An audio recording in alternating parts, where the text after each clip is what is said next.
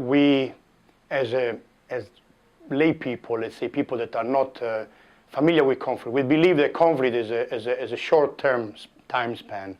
The reality is actually the opposite. The average length of time that an individual is displaced or is a refugee, it's around 17 years.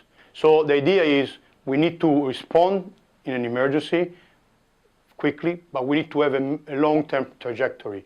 And education, we believe at GRS that education is the cornerstone for the future of the people we work with. Lebanon is one of those areas where we invest as a top priority. We have accelerated learning programs for Syrian refugee children.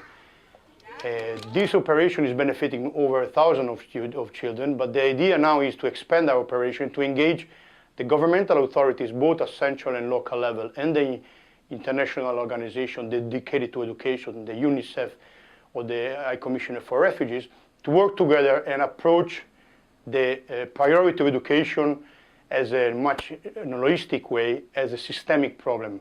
Again, we are talking about 400 to 500,000 Syrian children that have not gone to school in the last 2 to 3 years.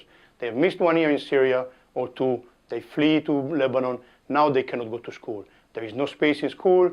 So we are basically running the risk, real risk, to miss a complete generation for the future. And the generation, this should not happen, this must not happen. In whatever it takes, we would need to be able to create a system that does provide education to these 500,000 children, for instance, in Lebanon. And it's the same we do inside the country, inside Syria. We are working despite of the serious dangers. We continue to develop, to dedicate, to provide education and psychosocial assistance. So overall, we don't want to miss a generation. We don't want to have the so-called lost generation that would be a disaster for the whole region, well beyond Syria. And we really need to prioritize education